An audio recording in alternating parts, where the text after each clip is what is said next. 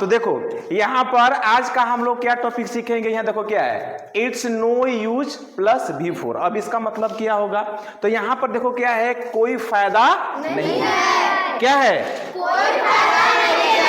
हाँ, कोई फायदा नहीं है को अंग्रेजी में हम लोग बोलते हैं इट्स नो यूज।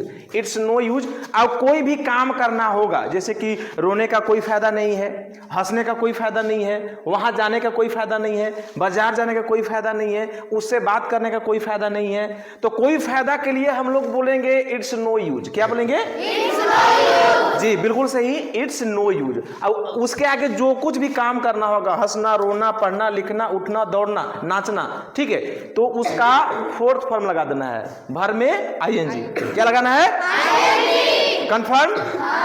प्रैक्टिस हो जाएगा? बोल लीजिएगा। चलिए ठीक है। तो यहाँ पर देखिए, सबसे पहले हम एक एग्जांपल लेते हैं। जैसे कि मान लीजिए हमको बोलना, पहले हम आप लोग बता देते हैं, एक एग्जांपल दे लेते हैं, उसके बाद आप लोग प्रैक्टिस करिएगा। जैसे हमने कहा कि रोने का कोई फायदा नहीं है, रोने का कोई फायदा नहीं, तो इसको देखो हम बोलेंगे इट्स नो यूज। और रोना का क्या होता है? और वीप का V4 फॉर्म क्या हो जाएगा? क्या होगा? वीपिंग हो जाएगा। तो पूरा इस कोई रोने का कोई फायदा नहीं है, तो इसको कैसे बोलेंगे? It's no use. It's no use. अब इसी प्रकार मान लीजिए कि बोलना होगा हंसने का कोई फायदा नहीं है, हंसने का कोई फायदा नहीं है। हाँ, इट्स नो यूज। अब मान लीजिए कि आप बाजार जा रहे थे, हमने कहा कि ये बाजार मत जाओ, सारी दुकानें बंद है, तो वहां पर हम बोल दिए कि बाजार जाने का कोई फायदा नहीं है। तो अगर हम बोले आपसे कि बाजार जाने का कोई फायदा नहीं है, तो कैसे बोलोगे? It's no use going to market. It's no use going to market. अगर बोलना होगा हमको कि चिल्लाने का कोई फायदा नहीं है, चिल्लाने से कोई काम नहीं चलेगा, क्यों इतना चिल्ला रहे हो? गुस्से में किसी कहते हैं ना, किसी से बच्चे को जाता है, जोर जोर से बातें करने लग जाता है, तो हम बोलते हैं कि चिल्लाने का कोई फायदा नहीं है, इतना जोर से मत बोलो, हम डरने वाले नहीं हैं। तो चिल्लाने का कोई फायदा नहीं है, तो क्या हो जाएगा?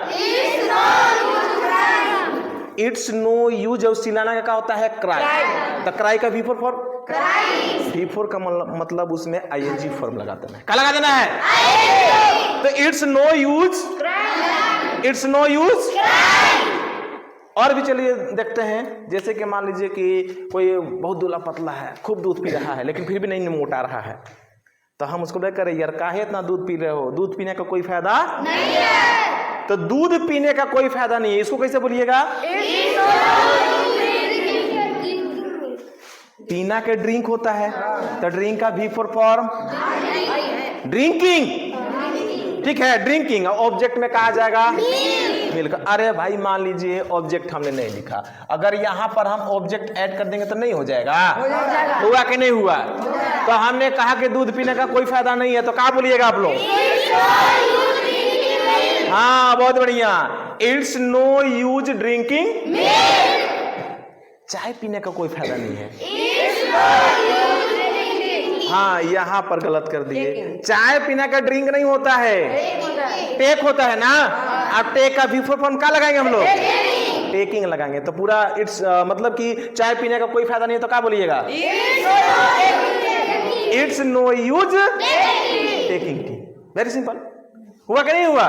अब इसी तरह से बहुत सारे सेंटेंस आ सकते हैं। उससे बात करने का कोई फायदा नहीं है, उससे बात करने का कोई फायदा नहीं है, इट्स नो यूज। और उसके बात करने का टॉक होता है, तो इट्स नो यूज किससे? उससे। तो टू हिम या टू हर। तब कुल मिलाकर बोलिए तो क्या हो जाएगा? It's no use talking to her, या हिम भी हो सकता है। तो वेरी सिंपल है कि नहीं है? अगर ऐसा भी हो सकता है, अरे यार बहुत बच्चे हल्ला कर रहे हैं, सोओगे तो नहीं नींद आएगा, सोने का कोई फायदा नहीं है। तो सोने का कोई फायदा नहीं है, कैसे बोलेगा? क्या बोलेंगे? It's no use. अब बताइए, इस तरह ढेर सारे सेंटेंस आ सकते हैं।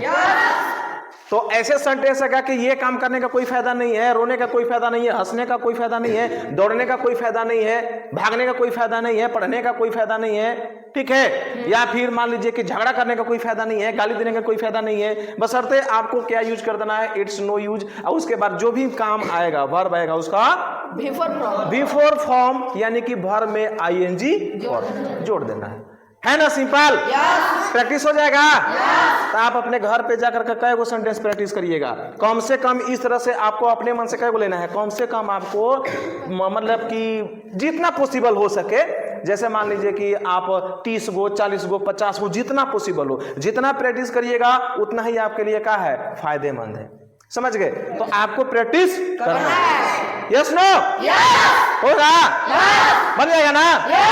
अब चलिए, और हाँ, आप लोग से भी अगर ये वीडियो आपको अच्छा लगा हो तो प्लीज वीडियो को लाइक करें, चैनल को सब्सक्राइब करें। अगर हमारे बच्चे, हमारे जितने भी स्टूडेंट हैं, अगर इनका इंग्लिश लर्निंग प्रैक्टिस अच्छा लगा हो तो सभी के लिए हम सभी को क्या करना है जी, ठीक है।